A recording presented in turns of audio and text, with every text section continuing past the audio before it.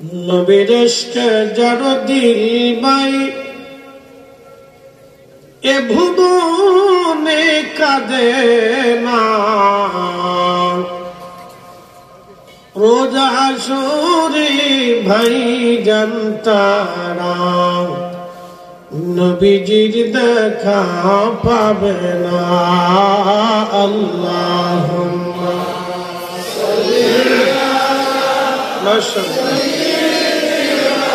আল্লাহু আকবার।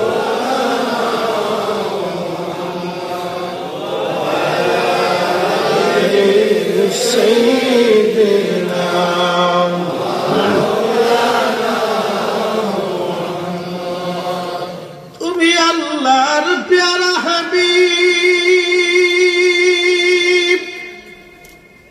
তোমার তুলনা নয় কেউ,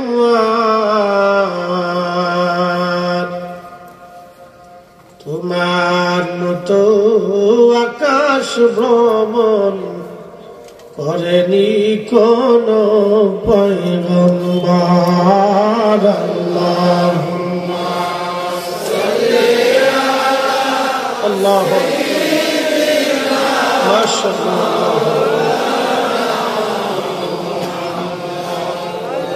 আলা আলি সাইয়্যিদিনা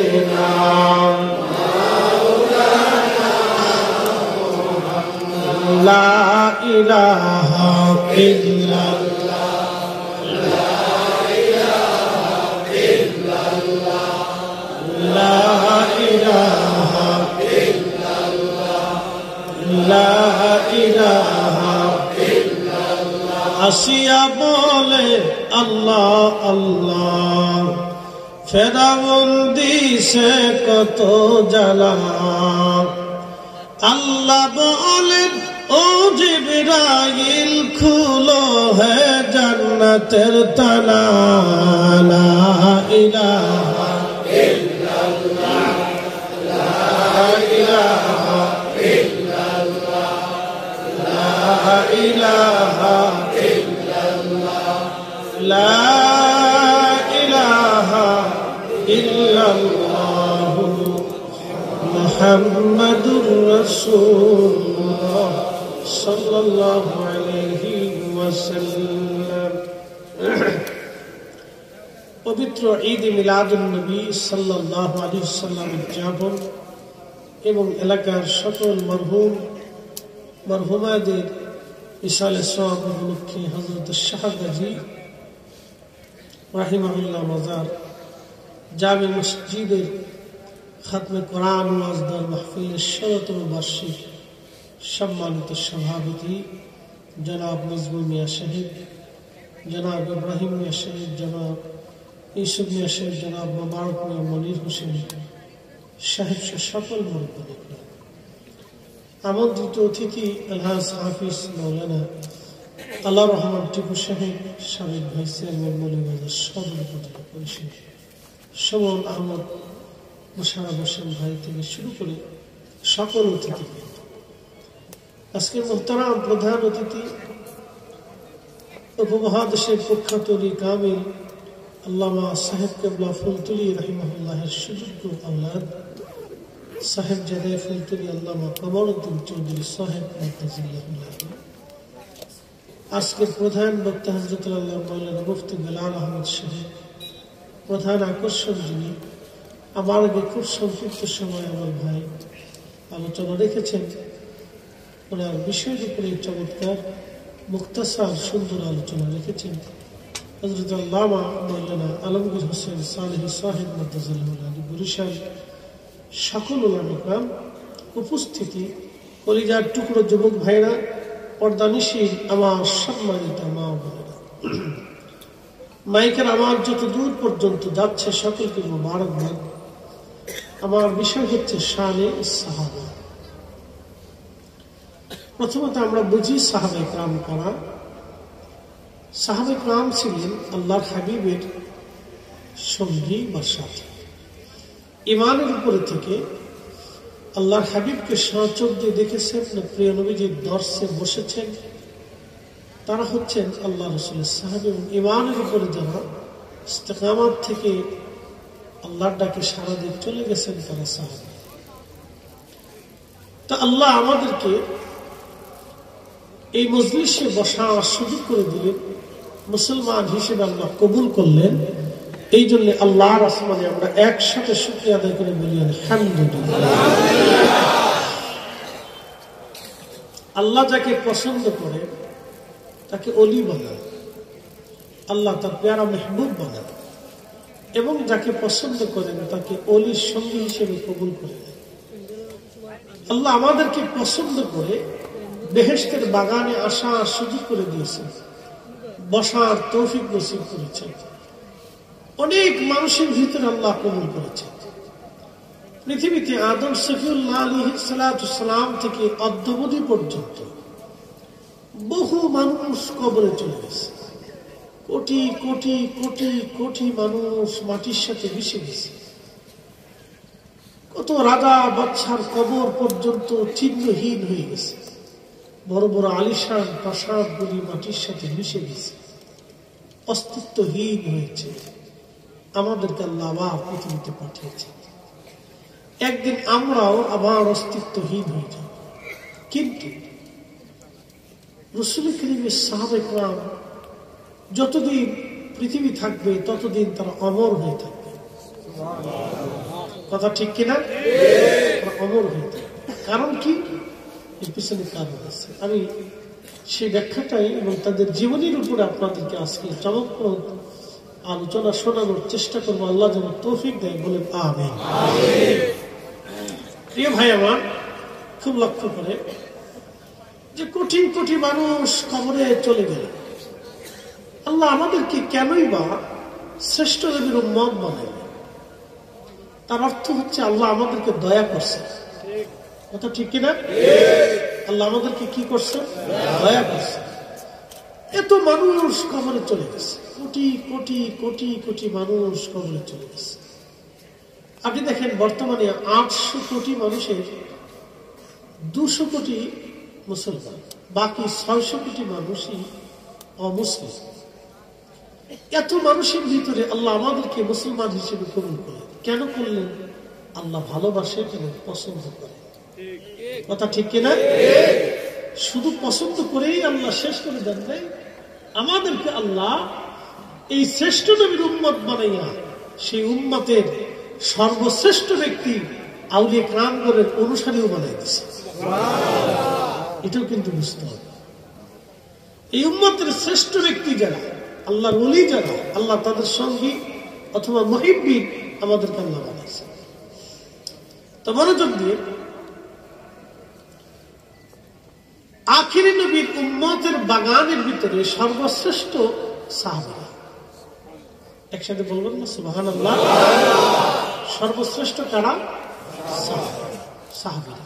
বিনা বাক্যে পৃথিবীতে যে যত আমলি করুক, যত বড় তবকার অলি হোক, সাহাবে কেরামের চাইতে ইজ্জতওয়ালা কখনো হবে না। এই যে আমার সামনে একটা পবিত্র ধর্মগ্রন্থ, যেটাকে আমরা কোরআনুল কারীম বলি, কোরআন শরীফ বলি, কোরআন মাজিদ বলি, একই না। এর ভিতরে আল্লাহর পবিত্র কথাগুলি লিপিবদ্ধ করা হয়েছে। আল্লাহর জবান মিশ্রিত কালামগুলি এর ভিতরে লিপিবদ্ধ করা হয়েছে। পৃথিবীতে অনেক ধর্ম আছে। বর্তমান আমাদের দেশে সনাতন ধর্ম, যেটা হিন্দু ধর্ম, বর্তমানে এটা বিষয় নিয়ে একটা আলোচনা সমালোচনা চলতেছে। হিন্দু ধর্মের ভিতরে অনেকগুলি পাঠ আছে, তার ভিতরে একটা হচ্ছে ইসকন। যদিও ইসকনটা হচ্ছে উগ্র, ইসকনটা কি? উগ্র। এরা কট্টরপন্থী, হিন্দুত্ববাদী, উগ্র। তারা বিশৃঙ্খলা সৃষ্টি করে, যেমন ভারতে বহু মুসলমান তারা হত্যা করে, মসজিদ ভেঙে দেয়, তারপর সাম্প্রদায়িক দাঙ্গা সৃষ্টি করে ইন্ডিয়াতে। এরা এক ধরনের উগ্র। তো তারাও বাংলাদেশে এই উগ্রতার বিষ ছড়িয়ে দেওয়ার জন্য চেষ্টা করতেছে। আমরা এটা হতে দিতে পারি না। কথা বলেন ঠিক কিনা? আমার জন্মের পর থেকে আজও পর্যন্ত আমি দেখিনি যে হিন্দু মুসলমান দাঙ্গা হয়েছে।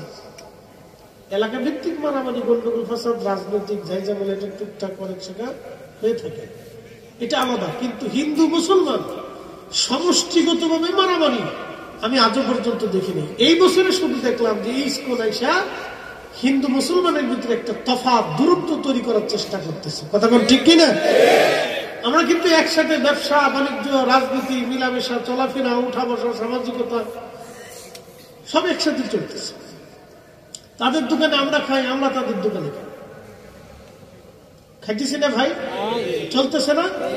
কিন্তু সেদিন তার স্কুলের তাদের কি স্কুলের তারা কি বলে, প্রভু বলে না কি বলে, যাক সে তার বক্তব্য দেখলাম, সে বলতেছে যে মুসলমানের দোকানে খাবেন কিন্তু 3টে জিনিস খাবেন না। চিন্তা করেন তো, মুসলমানের দোকানে খাবেন 3টে জিনিস খাবেন না। কি খাবেন না? কেউ গরুর গোশত খাবেন না, খাসির গোশত খাবেন না, মুরগির গোশত খাবেন না। তাহলে কি খাবেন? এইগুলি হলো উস্কানি বক্তব্য। আজও পর্যন্ত আমরা কি কোনোদিন কোনো ওয়াজে বলছি ভাই হিন্দুর দোকান থেকে আপনারা খায়েন না, হিন্দুর দোকান থেকে কিনেন না? আচ্ছা বলেন তো, মুসলমানরা যদি হিন্দুর দোকানে না কিনে তাহলে হিন্দুর দোকানে কিনবে কে? কি কথা বল না কেন? আমরা যদি তাদের সাথে ব্যবসা না করি তাহলে তারা কার সাথে ব্যবসা করে? কি কথা বল না কেন? উগ্রতার বিষ তারা ছড়াইতেছে, এটা আমরা হতে দিতে পারি না। এটা অসাম্প্রদায়িক আমরা বাংলাদেশ, কথা বল ঠিক কিনা? এগুলো সাম্প্রদায়িকতা আমরা কখনো মেনে নিতে পারি না, এটা হতে পারে না। তো যাই হোক, মনোযোগ দিয়ে, এই যে পবিত্র কুরআনুল কারীম আল্লাহ নাযিল করছে, এই পবিত্র কালামে সাহাবায়ে কেরাম সম্পর্কে আল্লাহ একটা শব্দ উচ্চারণ করেছে, রাদিয়াল্লাহু আনহুম ওয়া রাদু আন। আমি আল্লাহ তাদের উপরে রাজি, সন্তুষ্ট, তারাও আমি আল্লাহর উপরে সন্তুষ্ট। একসাথে বলবেন আল্লাহু আকবার। সাহাবীদের উপরে আল্লাহ সন্তুষ্ট। সাহাবীদের উপরে কে সন্তুষ্ট? আল্লাহ সন্তুষ্ট। কেন? এরপর আল্লাহ বলতেছেন, যালিকা লিমান খাশিয়া রাব্বাহ, যালিকা লিমান খাশিয়া রাব্বাহ। আমি আল্লাহ তাদের উপর এই জন্যই সন্তুষ্ট যে তারা আমি আল্লাহকে ভয় করে। আচ্ছা, সাহাবীরা যেইভাবে আল্লাহকে ভয় করত, এইভাবে কি আমরা আল্লাহকে ভয় করতে পারবো? পারছি? আমরা পারি না। প্রিয় মৌলভী বাজারবাসী, খুব মনোযোগ দিবেন। সাহাবী সম্পর্কে আল্লাহ কোরআন শরীফ আরো বলে দিলেন, আমিনু কামা আমানান নাস।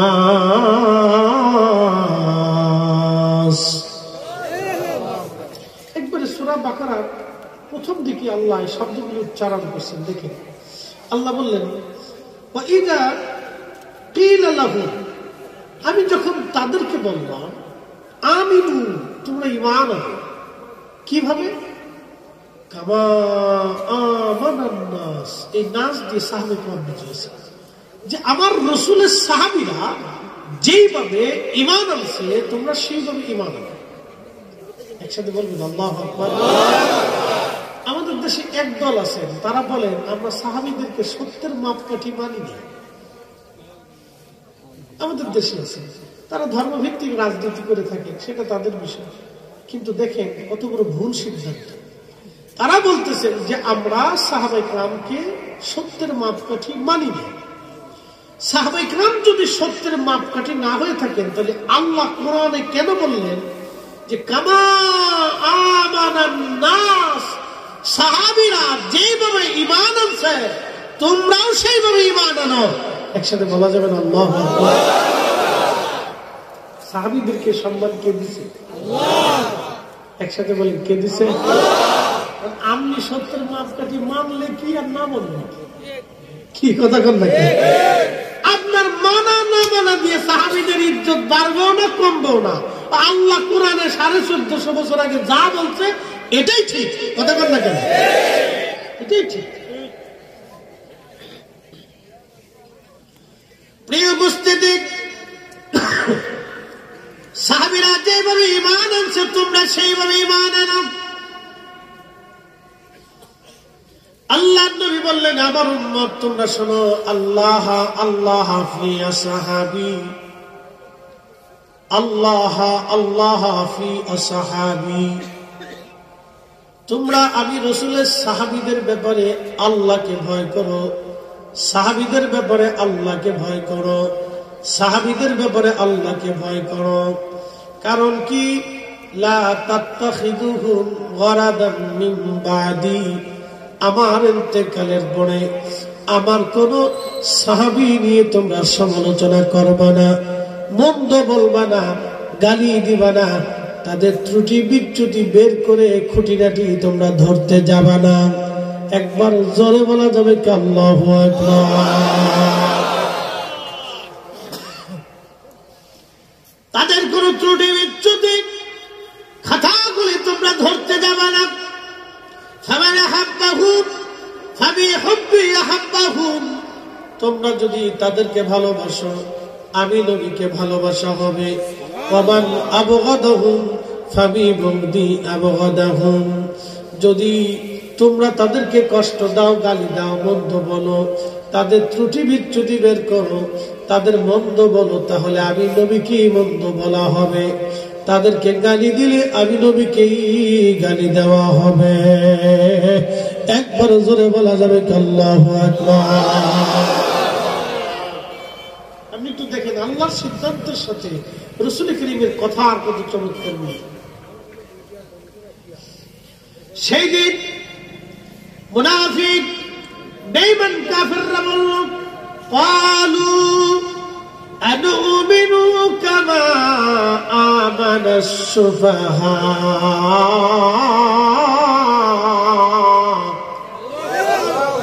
আমরা কি নির্বোধ বোকাদের মতো ঈমান আনব? সাহাবীদেরকে কি বলছে? নির্বোধ, বোকা। আমার দিকে অ্যাটেনশন, বিষয়টা অত্যন্ত ইম্পর্টেন্ট, গুরুত্বপূর্ণ, আমাদের ঈমানের জন্য অত্যন্ত দামি সাবজেক্ট আজকের বিষয়টা। সাহাবীদেরকে নির্বোধ বলল কারা? মুনাফিকরা, কাফেররা। কোন? তারা বলতেছে আনুমিনু, আমরা কি ঈমান আনবো, বিশ্বাস স্থাপন করব, কামা আমানাস সুফাহা, নির্বোধরা যেইভাবে ঈমান আনছে, বুকারা যেইভাবে ঈমান আনছে, আমরা কি সেইভাবে ঈমান আনব? নির্বোধ বলতে তারা কাদেরকে বুঝিয়েছে জানেন? সাহাবীদেরকে। সাহাবীদের মধ্যে কারা ছিল? হযরত বেলাল, তিনি কৃতদাস। হযরত সুমাইয়া, তিনি কৃতদাস। হযরত ইয়াসার, দরিদ্র। হযরত জুলাইবি, একবারে বেঠে নিঃস্ব দরিদ্র। খাব্বাব, কামা, এরকম দরিদ্র, হত দরিদ্র মিসকিন সাহাবীদেরকে তারা সেই দিন বলেছিল নির্বোধ, বোকা।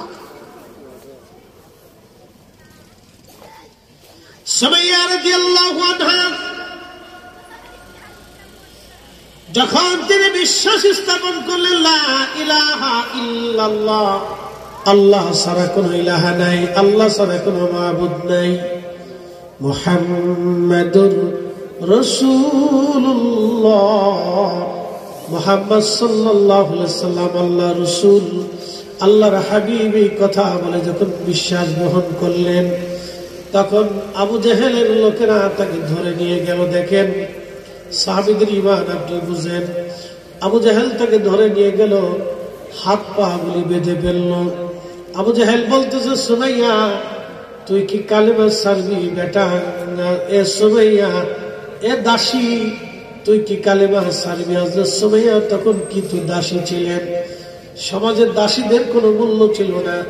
এরে সুমাইয়া, কালেমা ছাড়বি না জীবন দিবি? হযরত সুমাইয়া বললেন, আবু জেহেল, জীবনের সব দিয়ে দিতে পারি, ঈমান দেব না, ঈমান দেব না। একবার জোরে বলা যাবে আল্লাহু আকবার। সাহাবীদের ঈমান কত পাহাড়ের মতো মজবুত। তখনও শরীয়ত আসে নাই, নামাজ আসে নাই, রোজা আসে নাই, হজ আসে নাই, যাকাত আসে নাই, সাদকা আসে নাই, বিধান আসে নাই, হালাল হারাম অতটা তেমন ভাবে আসে নাই। কেবল সুমাইয়া কালেমা পড়ছে, তখন ঠিক রাসূল দেখে তাদের ঈমান এত দৃঢ় হয়েছিল, মজবুত হয়েছিল। আবু জেহেল বলতেছে, জীবন দিবি না ইমান দিবি? সুমাইয়া রাদিয়াল্লাহু আনহা বলেন, আবু জাহেল, আমার জীবন চলে যেতে পারে, কিন্তু যেই ইমান গ্রহণ করেছি, যেই বিশ্বাস স্থাপন করেছি, সেটা কখনো ছেড়ে দেওয়ার মতো না।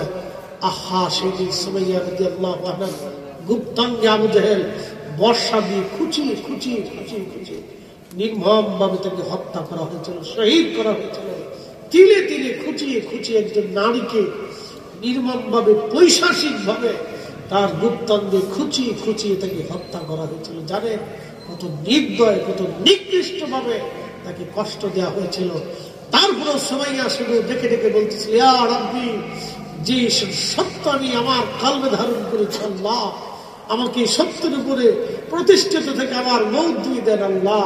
ওরা আমাকে হত্যা করতেছে, কঠিন কষ্ট দিচ্ছে আল্লাহ, আমাকে আমার কাল থেকে ইমানকে উঠিয়ে নিয়েন না আল্লাহ। এই ইমানের উপরে, বিশ্বাসের উপরে আমাকে যাওয়ার তৌফিক দেন। এই জন্যই আল্লাহ তাদেরকে ভালোবেসে বললেন, মুসলমানরা, তোমরা সেইভাবে ইমান আনো যেইভাবে আমার সাহাবীরা ইমান আনছে।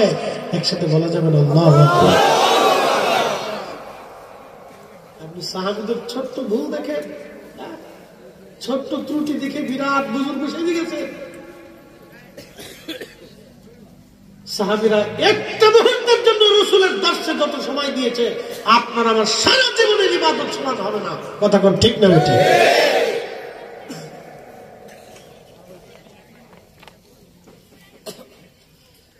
প্রিয় উপস্থিতি, মৌলভীবাজারবাসী, হযরত সুমাইয়া জীবন দিয়ে দিলেন, শহীদ হয়ে গেলেন। সুমাইয়া কিন্তু কালেমা দেন নাই, ঈমান ছাড়েন নাই। সুমাইয়ার স্বামী হযরত ইয়াসারকে ধরে আনা হলো।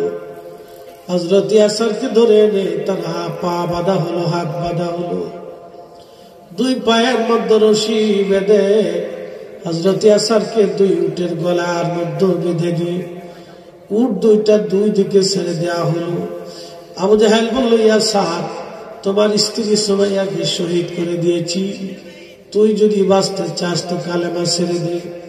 হযরত ইয়াসার ডাক দিয়ে বলল, আবু জাহেল, জীবনের সব দিয়ে দিতে পারি, কিন্তু ঈমান দেব না। তখনও দেখেন নামাজ, রোজা, জিকির ফিকির কিছুই নাজিল হয় নাই। ইসলামের প্রথম সময় কত দৃঢ় ঈমান, কত কঠিন ঈমান, উহুদ পাহাড়ের মতো শক্ত ঈমানের অধিকারী হযরত সুমাইয়া রাদিয়াল্লাহু আনহার স্বামী হযরত ইয়াসার রাদিয়াল্লাহু আনহু, তিনার দুই উট দুই দিকে ছেড়ে দেওয়া হলো। উট দৌড়াইতে লাগলো। হযরত ইয়াসারের মাঝখান থেকে ছিঁড়ে ছিঁড়ে ফেরে ফেরে একজন মানুষ দুইটা খণ্ডে বিভক্ত হয়ে গেল। ঈমান দিল না, জীবন দিয়ে শহীদ হয়ে ইয়াসার প্রমাণ করে গেল, ইয়া রাসূলুল্লাহ, ইয়া রাসূলুল্লাহ, ভালোবাসি। তিনার স্ত্রী চোখের সামনে শহীদ হলো। তার একটা সন্তান আব্দুল্লাহকেও হত্যা করা হলো। পরিবারে শুধু হযরত আম্মার রাদিয়াল্লাহু আনহু ব্যতীত সবাইকে তারা সেদিন হত্যা করে ফেলল। তারা কাউকে বাঁচতে দেয় নাই। সেদিন জীবন দিয়ে দিল হযরত ইয়াসার, জীবন দিয়ে প্রমাণ করে গেল, ইয়া রাসূলুল্লাহ, ভালোবাসি। কালেমার জন্য জীবন দিয়ে গেল হযরত ইয়াসার। হযরত সুমাইয়া রাদিয়াল্লাহু আনহা স্বামী আর স্ত্রী একসঙ্গে জীবন দিয়েছিলেন। এই জন্য সাহাবীদের মতো ঈমান আনতে আল্লাহ কোরআনে বলে দিয়েছেন। আল্লাহ নবী বললেন, লা তাত্তাখিযুহুম গরাদাম মিন বাদি, আমার ইন্তেকালের পরে আমার কোন সাহাবীর সমালোচনা তোমরা করবে না, কোন সাহাবীর ত্রুটি ধরবে না, বিচ্যুতি ধরবে না, খাতা ধরবে না, ভুল ধরবে না, তাদের ত্রুটি বিচ্যুতি বের করবে না। একবার জোরে বলা যাবে আল্লাহু আকবার।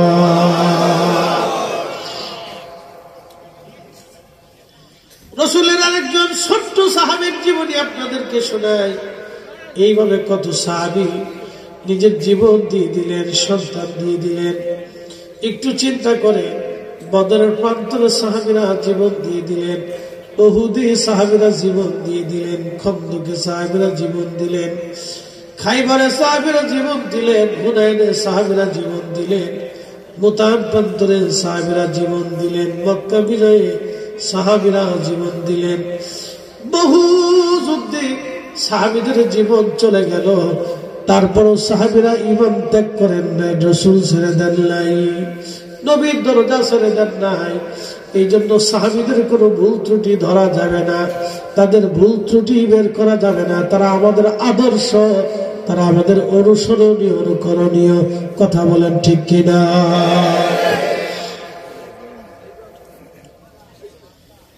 আল্লাহ নবীর একজন সাহাবী ছিলেন, তার নাম হযরত জুলাইবি। আমাদের দেশে দেখবেন কিছু মানুষ আছে বেঠে, ছোট ছোট মানুষ বেঠে, যারা আমাদের আঞ্চলিক ভাষায় বলে আমরা বামন। তো জুলাইবি বেঠে ছিলেন, ছোট্ট কালে তিনি হারিয়ে গেলেন, খুঁজে পাওয়া যায় না জুলাইবিকে, বাবা মা থেকে হারিয়ে গেলেন তিনি। ঘুরতে ঘুরতে ছোট্ট জুলাইবি আমার রাসূলের দরবারে এসে পড়ে গেলেন।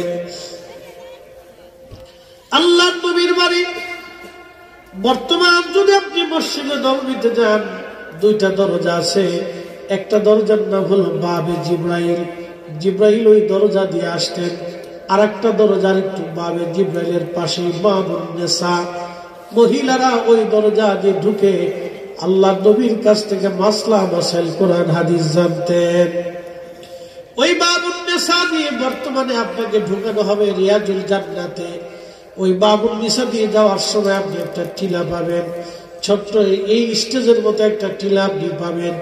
এইখানে আল্লাহ রসুলের, আল্লাহর হাবিবের, আল্লাহ নবীর সাহাবীরা এখানে থাকতেন, ঘুমাইতেন, খাইতেন। এখানে তৎকালীন সময় একটা গাছ ছিল, এই গাছের নিচে তারা বিশ্রাম করতেন, এই গাছের নিচে তারা ঘুমাইতেন, এই গাছের নিচেই তারা থাকতেন। এই জায়গাটাকে বলা হতো আহলে সুফফাদের জায়গা। যাদের বাড়ি ছিল না, ঘর ছিল না, স্ত্রী ছিল না, সন্তান ছিল না, বাবা মা ছিল না, জমি জমা ছিল না, দেশ ছিল না, তারা একবারে নিঃসম্বল হয়ে, দুনিয়া বিরাগী হয়ে আল্লাহ নবীর বাড়িতেই তারা থাকতেন। পাইলে খাইতেন, না পাইলে না খেয়ে থাকতেন। একসাথে বলবেন আল্লাহু আকবার। এই জন্য আল্লাহ রাসূল বলেছেন, ফামান হাব্বাহুম ফাবি হুব্বি হাব্বাহুম, তাদেরকে ভালোবাসা মানে আমাকে ভালোবাসা। বুঝতে পারছেন? এমনিতে বলেন না, আপনাকে বুঝতে হবে তাদেরকে ভালোবাসা, রাসূলকে ভালোবাসা। আসলে খাইতো, না আসলে না খাইতো। তার ভিতরে একজন সাহাবী ছিলেন হযরতে আবু হুরায়রা। তিনি বলতেন, ক্ষুধার যন্ত্রণায় কাতর হয়ে পেটের মধ্যে পাথর চেপে আমি কাপড় দিয়ে পেঁচিয়ে বেঁধে মসজিদে নববীতে উপর হয়ে চাঁদ দিয়ে পরে বসে থাকতাম, যাতে ক্ষুধার যন্ত্রণা নিবারণ হয়। আপনি বুঝেন তো? এই জন্য আল্লাহ কোরআনে বলছেন তাদের মতো ঈমান আনো। আপনি সমালোচনা করতে পারেন না, ত্রুটি নেই, বিন্দু মাত্র না, অসম্ভব, কোন মতেই না। আল্লাহ তার রাসূল এই অধিকার আমাদেরকে দেয় না। এই উম্মতের কোন আলেম এটা সাহসই করে নাই, কোন আলেম এটা সাহস করে নাই, কোন ওলিও সাহস করে না। খাজা বাবা আজমেরি, না মুজাদ্দিদ আল ফিসানি হিন্দি, না বাহাউদ্দিন নকশবন্দ বুখারী, না হযরতে হুজুর গাউসে পাক মুহিউদ্দিন আব্দুল কাদের জিলানী, না ইমামুল আজম, না ইমাম শাফিঈ, না হানবলী, না মালিকি। পৃথিবীর লক্ষ লক্ষ আলেম ওলামা, শাইখুল হাদিস, মুহাদ্দিস, বড় বড় আলেম ওলামা, লক্ষ লক্ষ হাদিসের হাফেজরা সমালোচনা করতে সাহস করেন নাই, সাহসই আনেন নাই যে কি করে তাদের ভুল ধর্ম। অথচ তারা ক্ষুধা যন্ত্রণা অভাব বরণ করে রাসূল করিমের সামনে বসে থাকতেন, জিহাদে অংশগ্রহণ করতেন। কি খাবে না খাবে সেই চিন্তা না, যুদ্ধের ময়দানে দীর্ঘদিন খেয়ে না খেয়ে আল্লাহ রাসূলের ডানে বামে থেকে জিহাদের ময়দানে যুদ্ধ করে শহীদ হয়েছে। এই সমস্ত সাহাবা কিরামের সমালোচনা করা মানে আল্লাহর জাহান্নামকে কিনে নেওয়া। কথা বলেন ঠিক না বেটি? সাহস কি করে?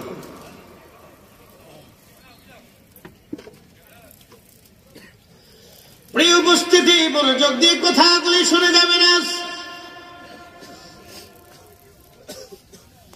আল্লাহ তাদের ব্যাপারে বলে দিলেন, আমি আল্লাহ আল্লাহ তাদের উপরে খুশি, তারা আমি আল্লাহর উপরে খুশি। ছোট্ট সাহাবী জুলাইবিবের ছোট্ট জীবনে আপনাদেরকে শোনাই দিয়ে যায় রাসূল প্রেম কাকে বলে। দেখেন হযরত জুলাইবিব ঘুরে ঘুরে নবীর দরবারে পড়ে গেলেন, ওই আহলে সুফফা সাহাবী হয়ে গেলেন। এতটাই দরিদ্র, 1 নম্বর সে ছিল নিগ্র, কালো। 2 নম্বর বংশের কোনো পরিচয় ছিল না। 3 নম্বর সে ছিল একেবারে বেঠে বামন, তার কোনো বংশের পরিচয় ছিল না। বাবা মা কোথায় কোথায় দেশ সে নিজেও জানত না। রাসূলের সাহাবী জুলাইবিব রাদিয়াল্লাহু আনহু আহলে সুফফার সাহাবী হয়ে খেয়ে ডাকে আমার রাসূলের দরবারে ধীরে ধীরে ধীরে ধীরে বড় হতে লাগলেন। ধীরে ধীরে বড় হচ্ছে। প্রিয় নবীজি যৌবনে পদার্পণ করার পরে নবী বলেন, জুলাইবিব তোমাকে তো বিয়ে দিতে চায়। জুলাইবিব ডাক দিয়ে বলেন, ইয়া রাসূলুল্লাহ আমার তো বিয়ে দিবেন হুজুর, আমি 1 নম্বরে বামন বেঠে, 2 নম্বরে বড় গরিব অভাবী, 3 নম্বরে বংশের কোনো পরিচয় নাই। ইয়া রাসূলুল্লাহ 4র্থ নম্বর আমি নিগ্র, কালো। মদিনার কোনো মেয়ে আমাকে পছন্দ তো করবে না, বিয়ে করা তো দূরের কথা।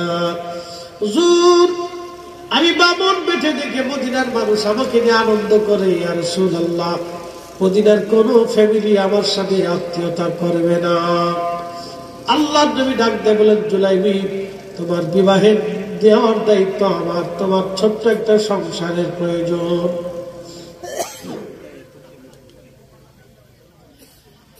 কিছুদিন পরে প্রিয় নবীজি মদিনার একান শরীফে পরমা সুন্দরী ছিল। আপনি যদি কোনোদিন মদিনাতে যান তাহলে দেখবেন মদিনার মানুষের মতো এত ভদ্র, এত নম্র কোথাও আপনি জগতে কোথাও খুঁজে পাবেন না। একসাথে বলবেন আল্লাহু আকবার। বলে হুজুর কারণ কি? আগে থেকেই ভদ্র, জন্মগত সূত্রেই তারা ভদ্র। হাজিরা যদি যায় তো দেখবেন মদিনায় ওই মসজিদে নববীতে পৃথিবীর বিভিন্ন দেশ থেকে হাজিরা আসে, তাদের বাচ্চারা দৌড়াদৌড়ি পড়াপড়ি লাফালাফি করে। কিন্তু মদিনার বাচ্চা দেখবেন সকালবেলা কোরআন শরীফ পড়তে আসে, হাদিস পড়তে আসে, ধীরে ধীরে আসে, চুপচাপ আসে, চুপচাপ চলে যায়। কোনো হই হুল্লা লাফালাফি পড়াপড়ি ফাড়াপড়ি মদিনার বাচ্চারা অন্তত মদিনা মসজিদের এরিয়ার ভিতরে তারা করে না। বুঝতে পারছেন? আল্লাহ রসুলকে তারা এইভাবে সম্মান করে, ভালোবাসে এবং ভয় পায়। এখনো 1450 বছর পরেও, 1450 বছর আগে কেমন ছিল আপনি হিসাব করেন? 1450 পরে এসেও মদিনার মানুষ এইভাবে রসুলকে সম্মান করে। ছোট্ট বাচ্চা পর্যন্ত মদিনার সীমানার ভিতরে হই হুল্লা করে।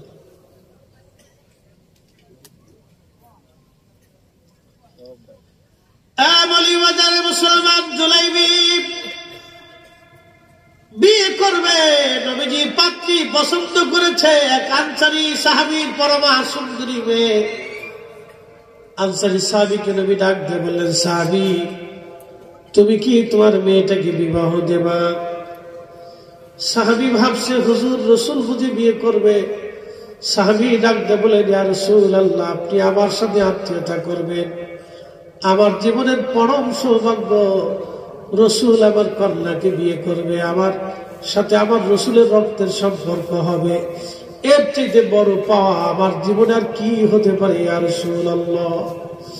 নবীজি ডাক দিয়ে বলেন, সাহাবী আমি বিয়ে করতে চাই না রে সাহাবী, আমার সাহাবী জুলাইবিবের জন্য তোমার মেয়েকে পছন্দ করেছি। তো সাহাবীর মনটা বেজার হয়ে গেছে, জুলাইবিবের সাথে আমার এই মেয়েটাকে বিয়ে দেব, কোন অংশে তো আমার মেয়েটা কম না। আমি মদিনার সম্ভ্রান্ত পরিবার, আমার মেয়ে খুব সুন্দর বংশীয় অর্থবিত্ত, জুলাইবিব একটা গরিব হত দরিদ্র মানে নিগ্রো, কালো, বেঠে, বামন, এরপরে তার বংশের কোনো পরিচয় নেই। আচ্ছা বলেন তো, একটা ছেলে মাও চিনে না, বাবু চিনে না, বাড়ি কোথায়, ঘর কোথায় কেউ জানে না, এরকম ছেলের সাথে কোনো বাবা মেয়ে বিয়ে দিতে চায়? হ্যাঁ, জীবনও চায় না। সে যত কোটি টাকার মালিক, শত কোটি টাকার মালিক হলে কোনো বাবা সিদ্ধান্ত দিতে পারে না, কিন্তু এটা তো তার তো কিছুই নেই। সে কোথায় যাবে, হারিয়ে যাবে না চলে যাবে, খুঁজে পাওয়া যাবে না, তার তো কোথাও ঠিকানা নেই।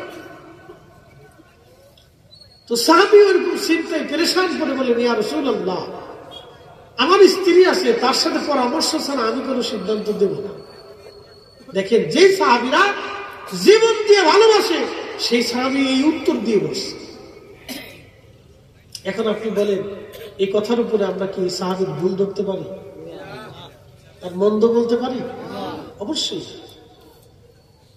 কারণ তারা দিল থেকে রাসূলকে ভালোবাসতেন। হয়তো সাময়িক সময়ের জন্য তিনি বিচলিত হয়ে গেছেন, এই পরিবেশে তাকে ভুল ধরা যাবে না, মন্দ বলা যাবে না। সাময়িক সময়ের জন্য হয়তো সে বিচলিত হয়ে গেছে, যে এখন কি করবেন। তো তিনি বলে বলছেন, ইয়া রাসূলুল্লাহ, আমার স্ত্রী আছে, আমি তার সাথে পরামর্শ করি। তা আল্লাহর নবীর কথা শোনার পরে আল্লাহর হাবিবের একটু মনটা বেজার হয়ে গেল। তো সাহাবী বাড়ি চলে গেছে। বাড়ি যা বলতেছে, বিবি শুনছনি, তোমার মেয়ের ব্যাপারে আল্লাহর নবী বিবাহের পয়গাম পাঠিয়েছে।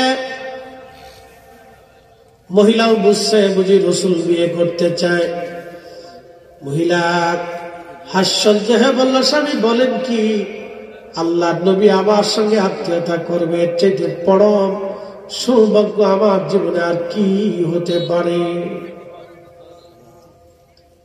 স্বামী ডাক দিয়ে বলতেছে, বিবি রাসূল বিয়ে করতে চাই না গো, তাহলে কার জন্য আমার মেয়ের পাত্র ঠিক করেছে বলো। বলতেছে, জুলাইবি নামক একজন সাহাবী আছে, সে বেঠে, সবাই তারে চিনি, তবু তো জানো বামন, গরিব দরিদ্র, বংশের কোনো পরিচয় নাই, ঠিকানা কোথাও নাই। ঠিক তখনই মহিলা ডাক দেয়, বলতেছে, স্বামী রে, আল্লাহর কসম করে বলি, এই পুরুষের সঙ্গে আমি আমার মেয়ের বিবাহ দিতে পারবো না, এটা সম্ভব না। এই ছেলের সাথে রাসূল বলল আমি বিয়ে দেব না। মেয়েটি আরো বারে বিয়ে দিয়েছে। মেয়েটা ঘরের ভিতর থেকে শুনতেছিল বাবা এবং মায়ের কথোপকথন। মেয়েটা তার রুম থেকে বাবা মার রুমে আসছে, সে বলতেছে, মা এবং বাবা বলেন কি হয়েছে, কি নিয়ে গল্প করতেছে। বলতেছে, বেটি রে, রাসূল তোমার বিবাহের পয়গাম পাঠিয়েছে। জুলাইবি নামক একজন বেঠে বামন সাহাবী, তুমি তো তাকে চিনোই, নাম শুনেছ, হত দরিদ্র, বংশের কোনো পরিচয় নেই, বড় অভাবী, তার সাথে তোমার বিবাহ হতেই পারে না। মেয়েটা ধমক দিয়ে বলতেছে, বাবা মা, কলিজার মধ্যে আপনাদের সাহস কি করে? রাসূল আমার স্বামী পছন্দ করেছে, রাসূল পছন্দ করেছে, আর আপনি নিষেধ করতেছেন। যা আপনারা পছন্দ না করলেও আমার জীবনের পরম সৌভাগ্য যে আমার রাসূল আমার জন্য স্বামী পছন্দ করছে। আর জোরে জোরে জোরে সাহাবী রাসূল, এরা মদিনার মানুষ, এরা মদিনার মানুষ, এইভাবে রাসূলকে ভালোবাসে।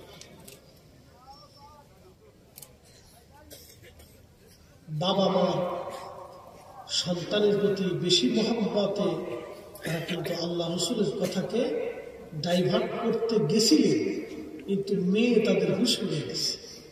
রাসূল পছন্দ করছে, আমার স্বামী রাসূল পছন্দ করছে, এর চাইতে চরম সৌভাগ্য আমার জীবনে আর কিছু হতেই পারে না। সেটা বলবেন আল্লাহু আকবার। আল্লাহ বলছেন, আমিনু কামা আমানান নাস, আমার সাহাবীরা যেভাবে ঈমান আনছে তোমরা সেইভাবে ঈমান আনো। এই স্থানে যদি আমরা হতাম তাহলে আমরা বলতাম, এই মেয়ে চুপ করা, তুমি বেশি বুঝো না, আমরা বেশি বুঝি। কি কথা বলেন না? কিন্তু তখনই বাবা মার হুঁশ ফিরে আসছে, তখনই বাবা মা বলতেছে হ্যাঁ মেয়ে, কথা তো সত্য। তখনই বাবা দৌড় দিচ্ছে, সাহাবী দৌড়ে আল্লাহ রসুলের সামনে যে বলতেছে ইয়া রাসূলুল্লাহ, ভুল হয়ে গেছে, আমার মেয়েটা আপনার প্রস্তাবে রাজি, হুজুর আপনি বিবাহের ব্যবস্থা করেন, আমিও রাজি। এই জন্য সাময়িক বিষয়টাকে ধরে সাহাবা কেরামের সমালোচনা করা যাবে না। তারা জীবনের সব কিছু দিয়ে রাসূলকে ভালোবাসে।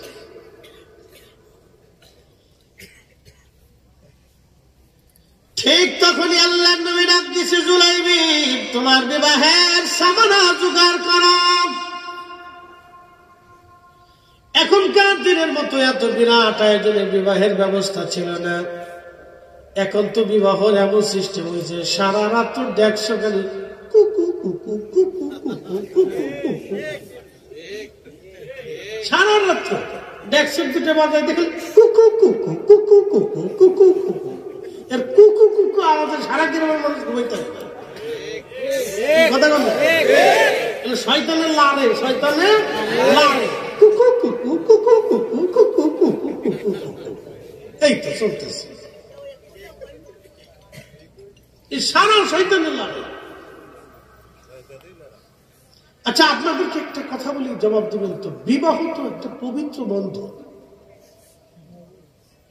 আমার মা বাবার বিবাহের মাধ্যমে কিন্তু আমার পরিচয় হয়েছে। আমি হালাল জাদা না হারাম জাদা, এটি কিন্তু আমার বাবা মা বিবাহের মাধ্যমে আমার পরিচয় হয়েছে। কথা ঠিক কিনা? আমি মা পাইছি, বাবা পাইছি, ভাই পাইছি, বোন পাইছি, আমি ভাতিজা পাইছি, ভাগিনা পাইছি, চাচা পাইছি, ফুফু পাইছি, খালা পাইছি। আমার জীবনে সব পাইছি আমার বাবা মারা দিয়ে। বিবাহটাকে আপনারা কোনো পুতুল খেলা মনে করবেন না। এটা একটা জীবনের পবিত্র বন্ধন, একজন মানুষের সারা জীবনের অনেক বড় পরিচয়। অর্থাৎ স্বামী স্ত্রী এই বিবাহটাকে আপনারা ছোট করে দেখার কোনো সুযোগ নেই। এই স্বামী স্ত্রীর এই বন্ধনটাকে আপনাকে দেখতে হবে খুব মজবুত করে, এবং এটা শুরু করতে হবে একবারে পবিত্রতার মাধ্যম দিয়ে। এটা অপবিত্র দিয়ে শুরু করেন তাহলে শেষ পর্যন্ত এই অপবিত্রতা থাকবে। এটা শুরুটা অপবিত্র দিয়ে করতে হবে। বলে কি দিয়ে? আল্লাহ রসুলের সুন্নাহ, আল্লাহ নবীর নিয়মতান্ত্রিক পদ্ধতি দিয়ে। কি কথা কর না? আমাদের দেশে সনাতন ধর্মে যারা বিশ্বাসী, তারা কি গোমূত্র খাওয়ায় না, গরু গোবর টবর খাওয়ায়, মূত্র খাওয়ায়, আর কি কি আছে, তারা তাদের ধর্ম অনুযায়ী করে। তারা তাদের ধর্ম অনুযায়ী বিবাহিক করতেছে। মাঝে মাঝে দেখি সাবু খায়, গরুর মুত খায়। আচ্ছা বলুন তো, গরুর কি মুত খাওয়ার জিনিস? দুধ খাই খেতে পারে, পেশাব কেন? কিন্তু মানুষের একটা রুচিরও ব্যাপার স্যাপার আছে। কথার কোন ঠিক কিনা? আচ্ছা আমাদের ধর্ম কি রুচি সম্মত না রুচিহীন? রুচি সম্মত। আমরা যেটা পরিশুদ্ধ আল্লাহ সেটা আমাদেরকে খাইতে দিয়েছি। কথা কোন ঠিক কিনা? পরিশুদ্ধ যেটা আল্লাহ সেটা কি দিয়েছে? আমাদেরকে খাইতে দিয়েছে। অপরিশুদ্ধটা আল্লাহ আমাদেরকে খেতে বলে, পরিশুদ্ধটাকে আল্লাহ খেতে বলছে। একসাথে বলবেন আল্লাহু আকবার। তো মনোযোগ দিয়ে, আমাদের দেশে বিবাহে অনেক কাজী বিয়ে পড়ায়, কিন্তু মুইতেও মানি না। কি কথা কর না কেন? অনেক কাজী আছে ফ্যাশন করে পানি লাগে, এটা তো ধরেই না আগে গোসল করে যে বাপ তুই আগে গোসল কর। কারণ এই পবিত্রতার বন্ধন কিন্তু 2-1 দিনের জন্য না। আমি আবার বলতেছি, আপনাদের সবার পরিচয় হয়েছে কিন্তু এই বন্ধনের জন্য। কি কথা কর না কেন? আপনার ওই সন্তানের পরিচয়টাও কিন্তু এই বন্ধনের জন্য হয়েছে। অতএব এটাকে আপনারা ছোট করে দেখার সুযোগ নাই। কি কুকু কুকু কুকু এটা দিয়ে না, এইটা দিয়ে চালাবেন না। সর্বপ্রথম এটা পবিত্রতার মাধ্যমে রাসূলের বিবাহকে সুন্নাহ পদ্ধতি দিয়া, তারপরে দোয়া দরুদ দিয়ে পবিত্রতার মাধ্যমে এটা শুরু করতে হয়। বাসন করে গেলেও শুকরানা 2 রাকাত নফল নামাজ পড়তে হয়। ও কুকু কাকু শুনবে না, নামাজি বলবে। হ্যাঁ, ও কুকু কাকু চলতেছে, ঘরের কোনায় কুকু কাকু চলতেছে, কুকু কাকু দেখবে না নামাজ পড়বে। বাসর ঘরে যেও স্বামী স্ত্রীকে শুকরানা 2 রাকাত নামাজ পড়ে আল্লাহর কাছে দোয়া করতে হয়। ওই রাতের দোয়াটা আল্লাহ কবুল করে শিখিয়ে দিয়ে গেছে। লজ্জা শরমের তো কিছু নেই। আমাদের ছেলেপেলেরা তো ওগুলো বুঝি, ও খালি কুকু কাকু কুকু কাকু, যার খালি চিন্তা করে বউ নিয়ে হানি মনে যায়। ঘুরতে যাওয়া যা, ঘুরতে যাওয়ার সুবিধা নেই। তুমি ঘুরতে যাও, আসমানে যাও না, পাহাড়ে যাও না, জমিনে যাও, সাগরের নিচে যাও, যাও, সমস্যা নেই।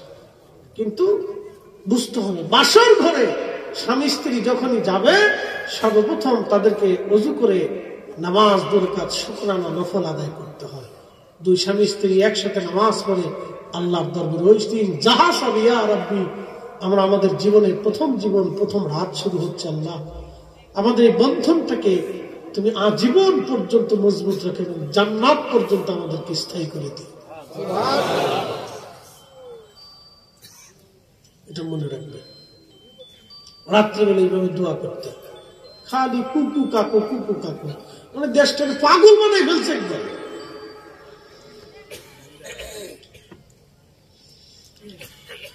প্রিয় উপস্থিতি, মনোযোগ দিবেন। হাজিরিন, বৈবাহিক জীবনটাকে ছোট করে দেখার কোন সুযোগ নাই। এটা আমাদের জীবনের পরিচয়, জীবনের বন্ধন। আমরা আমাদের পরিচয় পেয়েছি বাবা মার বৈবাহিক বিবাহের হালাল পদ্ধতির মাধ্যমে। আল্লাহ আমাদের জীবনের পরিচয় দিয়েছে। অতএব ছেলে মেয়েদের বিবাহটাও আপনারা দিবেন পবিত্র বৈবাহিক বন্ধনের মাধ্যমে। আল্লাহ নবী, আল্লাহর হাবিব সাহাবীকে ডাক দেয়া বললেন, জুলাইবি তুমি বিবাহের সামানা জোগাড় করো। সাহাবী গরিব মানুষ ছিলেন, হত দরিদ্র, অনেক কষ্ট করে তিনি বিবাহের সামানা জোগাড় করলেন। ধনী ধনী সাহাবীরা কিছু কিছু দিয়ে দিয়ে দিয়ে দিয়ে তার বিবাহের ব্যবস্থা হয়ে গেল। বিবাহের যখন ব্যবস্থা হলো, আল্লাহর নবী বিবাহ পড়াইলেন মসজিদের ভিতরে। ইজাব কবুল হয়ে গেল। নবীজি খেজুর ছিটে সবাইকে খাওয়াইলেন, সবাইকে খেজুর দিয়ে খাওয়াইলেন। অর্থাৎ আল্লাহ নবী সবাইকে খেজুর দিলেন, মিষ্টান্ন হিসেবে খেজুর আল্লাহ নবী খাওয়াইলেন। আল্লাহর হাবিব খেজুর খাওয়ানোর পরে নবীজি ডাক দিয়ে বলতেছে, সাহাবীরা জিহাদের দামামা বেজে গেছে, যুদ্ধের দামামা বেজে গেছে, তোমরা আমার সাথে কারা কারা যুদ্ধে যাবা চলে আসো। দেখেন জুলাইবিবের কেবল বিয়ে হলো। হযরত জুলাইবিব রাদিয়াল্লাহু আনহু যখনই শুনতে পারলেন আল্লাহর নবী নিজে জিহাদের ময়দানে চলে যাবে, জুলাইবিব চিন্তা করলেন না যে নবীর জন্য জীবন পাইলাম, সংসার পাইলাম, স্ত্রী পাইলাম, শ্বশুর বাড়ি পাইলাম, আত্মীয়তার বন্ধন পাইলাম, ওই নবী জিহাদের ময়দানে চলে যাবে আর আমি শ্বশুর বাড়ি ঘুরে বেড়াবো, ভালো মন্দ খেয়ে বেড়াবো, তা হবে না, তা হবে না। আমি রাসূলের সঙ্গে জিহাদের ময়দানে চলে যাব। হযরত জুলাইবিব বউ রেখে দিয়ে জিহাদের ময়দানে আমার রাসূলের সঙ্গে চলে গেল। একবার জোরে বলা যাবে আল্লাহু আকবার।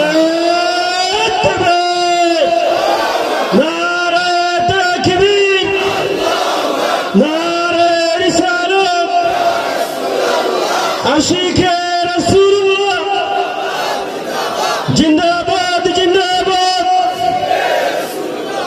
নারায়ে তাকবীর। তেলের গাড়ি তেলে চলে,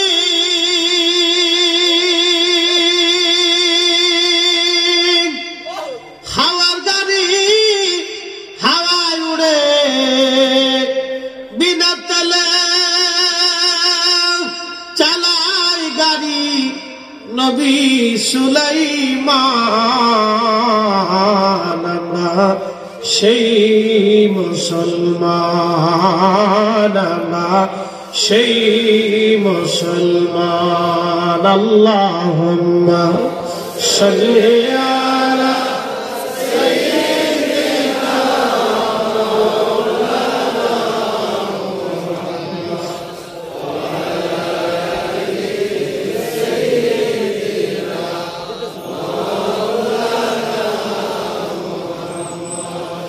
তুমি আল্লাহর প্যারা হাবিব, তোমার তুলনা নাই কেউ আর, তোমার মতো আকাশ ভ্রমণ করে নাই কোন পয়গম্বর। আল্লাহ আহা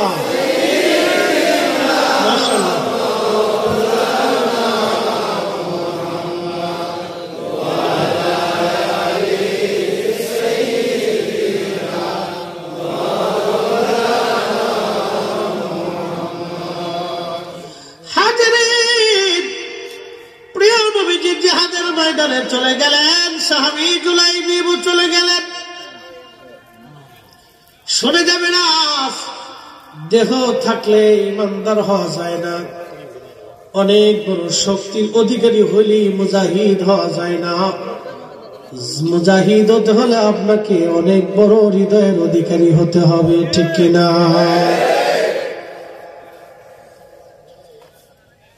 জুলাইবিব কোন লেখাপড়া নাই, ছোট্ট বামন বেঠে নিগ্র কালা, কিছুই তার নাই। ইশকে রাসূলের তাড়না, ইশকে রাসূল এতই গভীর ছিল, মদিনার পরমা সুন্দরী স্ত্রীর দিকেও একটা নজর তিনি তাকান নাই। একটাই বক্তব্য, রাসূল জিহাদের ময়দানে চলে যাবে আর আমি জুলাইবিব শ্বশুর বাড়ি কাটাবো, তাহা হয় না। আমি রাসূলের সঙ্গে জিহাদের ময়দানে চললাম। চলে গেলেন জুলাইবিব জিহাদের ময়দানে, যুদ্ধের ময়দানে চলে গেলেন। ইমাম ইবনে কাসির তাফসীর ইবনে কাসিরের মধ্যে এসেছে, প্রচন্ড যুদ্ধ হলো, প্রচন্ড জিহাদে বহু সাহাবী শহীদ হয়ে গেলে। বহু সাহাবী শহীদ হয়ে গেলেন, প্রচন্ড জিহাদে বহু সাহাবী শহীদ হয়ে গেলেন। বহু সাহাবী শহীদ হয়ে যাওয়ার পরে, নবীজি যুদ্ধের ময়দান শেষ হয়ে যাওয়ার পরে আল্লাহর হাবিব সাহাবীদেরকে ডাক দিয়ে বলেন, সাহাবীরা রে, তোমরা সমস্ত লাশগুলি, সমস্ত জেসেমগুলি নিয়ে আসো, কবর খনন করো। আমি আজকে সবাইকে দাফন কাফন করে আমরা মদিনার দিকে রওনা হয়ে যাব। সমস্ত শহীদ সাহাবীদের লাশগুলি উঠিয়ে উঠিয়ে সাহাবীরা কাতার করে রাখলেন। আল্লাহর নবী চেহারার উপর থেকে সবার মুখ খুলে খুলে দেখতে লাগলেন। সবার নজর একটা বার করে দেখে দেখে নবীজি বিদায় জানাইতে লাগলেন। কবর খনন করা হচ্ছে, সবার লাশ দেখার পরে নবীজি বললেন, সাহাবীরা রে, সবার লাশ কি তোমরা আনছো? সাহাবীরা বলেন, হ্যাঁ ইয়া রাসূলুল্লাহ, সবার লাশ আমরা নিয়ে আসছি। নবীজি ডেকে বলে, সাহাবীরা রে, সবার লাশ তো আনছো, কিন্তু আমার জুলাইবিব দেখা যায় না কেন? আমার জুলাইবিব কোথায় আছে বলো? বলে, হুজুর আপনার জুলাইবিব শহীদ হয়ে গেছে। নবীজি ডাক দিয়ে বলে, সাহাবীরা রে, সারা ময়দান তন্ন তন্ন করে খুঁজো, আমার জুলাইবিবের লাশ নিয়ে আসো। কোথায় দেখো আমার জুলাইবিব শহীদ হয়ে পড়ে আছে, দেখো। সারা ময়দান তন্ন তন্ন করে খুঁজতে খুঁজতে সাহাবীরা দেখলেন 7টা কাফেরের লাশ পড়ে আছে। এই 7টা কাফেরের লাশের নিচে জুলাইবিবের লাশ পড়ে আছে। ছোট্ট সাহাবী, 7টা লাশের ভিড়ে তাকে দেখা যাইতেছিল না। সাহাবীরা তাকে নিচ থেকে বের করে টেনে নিয়ে আসলেন, কাঁধে করে আবার রাসূলের সামনে বসায় ফেলেন, শোয়ায় রাখলেন। আল্লাহ নবীর চোখ বেয়ে বেয়ে বেয়ে বেয়ে পানি পড়ে পড়ে দাঁড়িয়ে ভিজে যাচ্ছিল। বলতেছিলেন, সাহাবীরা রে, মা হারা, বাবা হারা, সংসার হারা, জীবন হারা, ছোট্ট জুলাইবিব আমার দরবারে বড় হয়েছে। খেয়ে না খেয়ে আমার জুলাইবিব আমার বাড়ি বড় হয়েছে। মদিনার সবচেয়ে সম্ভ্রান্ত পরিবার সুন্দরী মেয়ে দেখে আমি বিয়ে দিয়েছি। আমার জুলাইবি বাসর ঘর না করে আমি রসুলের প্রেমে পড়ে এই ময়দানে আমার সঙ্গে জিহাদে চলে আসছে। আমার জুলাইবি আজকে শহীদ। সাহাবীরা সবার লাশ তোমরা দাফন করবা, কিন্তু আমি নবী আজকে নিজে কাঁধে করে আমার জুলাইবির লাশ নিয়ে আমি নবী নিজে আজকে দাফন করব। চিৎকার বলে জোরে বলেন ইয়া রাসূলুল্লাহ। সাহাবীরা বলতেছেন সবার লাশ কবরে নামানো হলো, নবীজি নিজে কাঁধে করে জুলাইবির লাশ। একসাথে বলবেন আল্লাহু আকবার। জুলাইবির লাশ নবী নিজে কাঁধে নিয়েছে। উম্মতের লাশ নবীর কাঁধে, রাসূল নিজে কাঁধে করে জুলাইবিকে নিয়ে হেঁটে হেঁটে কবরের দিকে যাইতেছিলেন। চোখের পানি বেয়ে বেয়ে পড়তে লাগতেছে। সাহাবীরা রে, আমার জুলাইবিকে মদিনার সুন্দরী মেয়ে দেখে বিবাহ দিয়েছি। সাহাবীরা আমার জুলাইবি সব ফলায় বৈদরে সে শহীদ হয়ে গেছে। হে রাসূল তোমায় ভালোবাসি, অন্তরে শুধু মুখে নয়, জান্নাতের আশা নয় হে রাসূল, জাহান্নামকে ডরি না।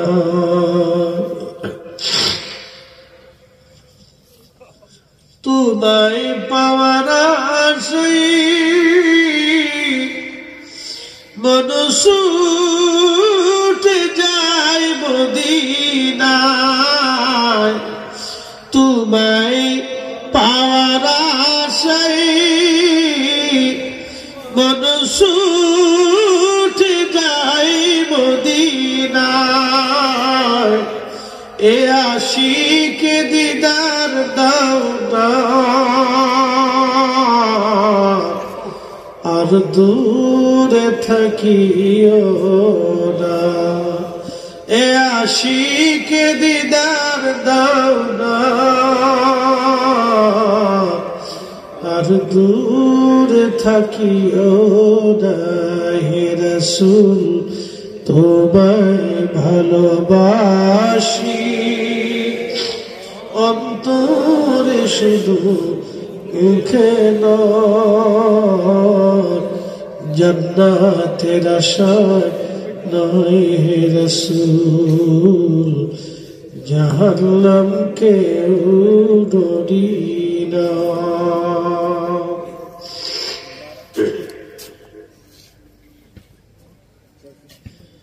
জুলাইবিবকে দাফন করে নবী চলে আসছে। যেই মেয়েটা রাসূলের কথায় জুলাইবিবের মতো একজন বামন বেঠে মানুষকে বিয়ে করলো, আল্লাহর নবী মসজিদে নববীর মধ্যে বসে বসে কাঁদতেছিলেন, হাত বাড়িয়ে দোয়া করতেছিলেন, ইয়া রাব্বি আমার কথায় একটা মেয়ে জুলাইবিবকে বিয়ে করলো, ইয়া আল্লাহ আমার জুলাইবি জিহাদের ময়দানে শহীদ হয়ে ঘুমিয়ে গেল। আল্লাহ আমি রাসূল তোমার কাছে দোয়া করতেছি, ওই মেয়েটার জীবনকে বরকতময় করে দাও। আল্লাহ তার জিন্দেগিকে তুমি বরকতময় করে দাও। আল্লাহ তাকে সম্মানিত বানিয়ে দাও। এইভাবে নবী দোয়া করলেন। সারা মদিনায় এই দোয়ার খবর ছড়াইয়া গেল। মদিনার শত শত ধনী পরিবার থেকে ওই মেয়ের বিবাহের পয়গাম আসতে লাগলো। ইয়া রাসূলুল্লাহ আপনি যদি বলেন যে মেয়ের বরকতের জন্য রাসূল দোয়া করে দেয়, ওই মেয়েটাকে আমাদের পুত্রবধূ হিসেবে সংসারে দরকার, শত শত বিবাহের পয়গাম আসলো। সেটা বলা যাবে আল্লাহু আকবার। মদিনার ভিতরে না নারী সবচেয়ে মর্যাদাবান হয়ে গেলেন, সম্মানিত হয়ে গেলেন। মদিনার ভিতরে এই মেয়ের মতো সম্মানিত মেয়ে আর কেউ ছিল না। আল্লাহ রাসূলের মহব্বতে কেউ যদি তার জীবনকে ব্যয় করে দেয়, দুনিয়াতে সম্মান বেড়ে যায়, আখিরাতে তার সম্মান বেড়ে যায়। এই জন্য রাসূলের কারণে সাহাবীদের মর্যাদা বেড়ে গেছে। অতএব সাহাবীদেরকে কষ্ট দেওয়া মানে নবীকে কষ্ট দেওয়া, সাহাবীদেরকে ভালোবাসা মানে রাসূলকে ভালোবাসা। কথা বলেন ঠিক কিনা? অতএব সাহাবীরা আল্লাহ রাসূলের দরবারে খুব মর্যাদাবান, এই উম্মতের সর্বশ্রেষ্ঠ ব্যক্তি।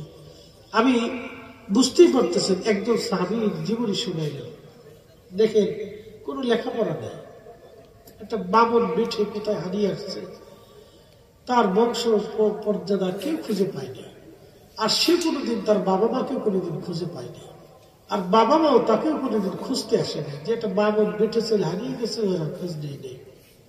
বুঝতে পারছেন? তো সেই সাহাবী জুলাইবী রাদিয়াল্লাহু আনহু, আল্লাহ স্বর্ণাক্ষরে তার কথাগুলি লেখা আছে, তার সম্পর্কে কোরআনের একটা আয়াত আল্লাহ নাযিল করছে। একসাথে বলবেন আল্লাহু আকবার। এই মুহূর্তে আয়াতের কোন সূরার আয়াতটা আমার স্মরণে নেই, আয়াত আল্লাহ নাযিল করছে, তার তাফসীরে আমি তাদের জীবনের ঘটনা পড়ছি উপস্থিতি। এই জন্য আপনাদেরকে বলবো হাজিরিন, সাহাবীরা হচ্ছে সত্যের মাপকাঠি। কথা বলেন ঠিক কিনা? সাহাবীর নাম সত্যের মাপকাঠি। আল্লাহ নিজে তাদেরকে মাপকাঠি বানিয়ে দিয়েছে, আমি দিইনি। সাহেব কামরা ফুলতুলি রাহিমাহুল্লাহ দেয়, আল্লাহ নিজে দিছে। কথা ঠিক কিনা? কোন পীর ওলি বুজুর্গ উলামা ফুদালা দেন নাই, দিয়েছেন আল্লাহ সরাসরি নিজে, এবং আল্লাহ রাসূল দিয়ে গেছে।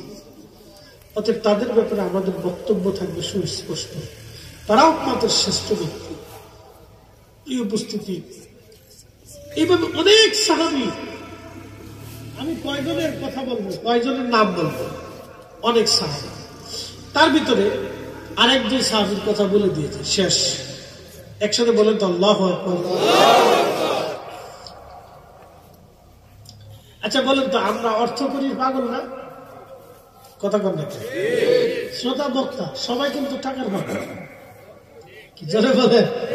শ্রোতা বক্তা সবাই কি টাকার পাগল?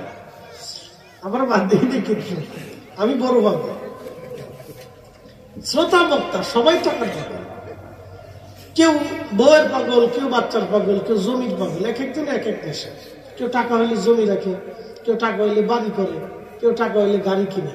আবার আমরা যারা ইয়াং জেনারেশন ছোট পোলাপান আছে, এরা সব মোটরসাইকেল পাবো, ভালো একটা মোবাইলে পাবো। কি কথা কন না? কেন পুরুষরা হলো মোটরসাইকেলের পাগল, আর মেয়েরা হলে ভালো একটা মোবাইল ফেলে পাবো, কেমনি টিকটক বানাইবো এটার পাবো। উড়ে বাপরে বাপ, সর্বনাশ! কি পরিমানে যে বেহাত না এটা বুঝা যায়। কি কথা কন না? কেন এটা চলতেছে আজকে। তো মনোযোগ দিয়ে, তো রাসূলের একজন সাহাবী ছিলেন, তার নাম সালমান ফার্সি। 250 বছর জীবনে হায়াত পেয়েছে। না বাড়ি যে এখন গেছে বলা, কত বছর ভাই? 250। আমরা বাসন কত বছর? এখানে 100 বছর কেউ আছে? ইউসুফ ভাই 100 বছরে কেউ আসেনি? নাই। অর্থাৎ কাছাকাছি 80, 90, 95 এরকম, কিন্তু 100 বছর নাই। থাকলেও বোঝার কায়দা নেই। ধরেন 100 বছর নাই, তো 100 বছর আগে যারা দুনিয়াতে ছিল তারা সব কবরে চলে গেছে। আগামী 100 বছর পরে আমরাও কবরে চলে যাব। তো এই সাহাবীর হায়াত হলো 250 বছর। আল্লাহু আকবার। তো 250 বছর জীবন যখন শেষ, তখন তিনি ইরাকের গভর্নর ছিলেন। প্রত্যেক মাসে 6000 দিরহাম বেতন পেতেন, গভর্নরি ভাতা। 6000 দিরহাম বেতন পেতেন। তো যেদিন বেতন পাইতেন, তারপরের দিন সকালবেলা ফজরের নামাজ পড়ে ইরাকের যত গরিব মানুষ আছে সবাই ডাইকে নিয়ে সব গরিব মানুষের মধ্যে টাকাগুলি বন্টন করে দিতেন। আর আমাদের নেতারা খালি সুইস ব্যাংকে টাকা পাঠাবে আর বেগম পাড়া বাড়ি বানাবে। এই জন্য আমাদের কপালের কোনো পরিবর্তন হয় না। কথা কন না? ঠিক কিনা? কোন পরিবর্তন নেই। ইউরোপ, আমেরিকা, লন্ডন, ব্রিটেন যায় দেখেন, ওদের নেতারা 1 টাকা চুরি করে না, অথচ খ্রিস্টান। আর আমরা নেতারা মুসলমান, চুরি করতে করতে জান শেষ। টেকার দান শেষ করে ফেলেছে।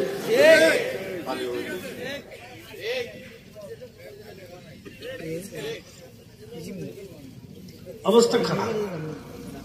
শোনেন, এই কোনটা ভালো আমি নিজেও জানি না।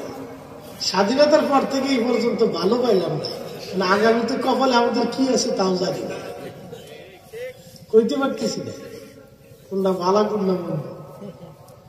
5 বছর পরে বোঝা যাবে।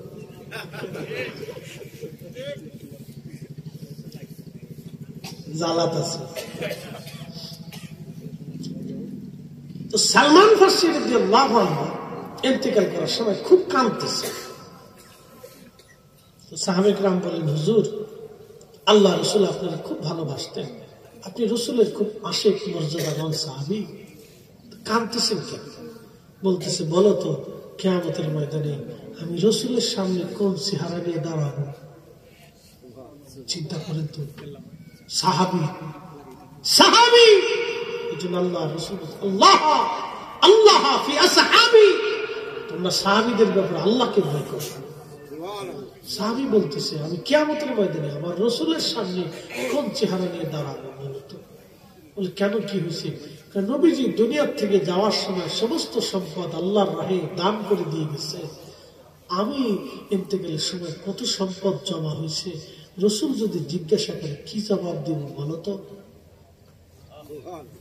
তো বলতেছে, কি জমা হয়েছে?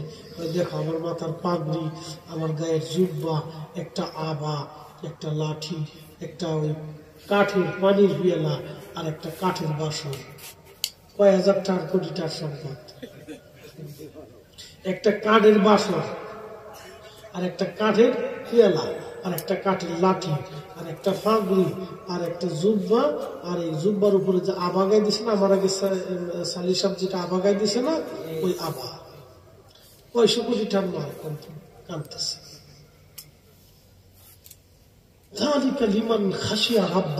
তারা আল্লাহকে ভয় করত। আমি রসুলের সামনে কোন চেহারা নিয়ে দাঁড়াবো, হায় হায় জবাব কি দিব আমি যদি রসুল আমাকে জিজ্ঞাসা করেন? ভয় পাইতেছে, খুব কাঁদতেছে। সালমান ফার্সি ডাক দিয়ে বলেন, সাহাবীরা, আমার ইন্তেকালের পরে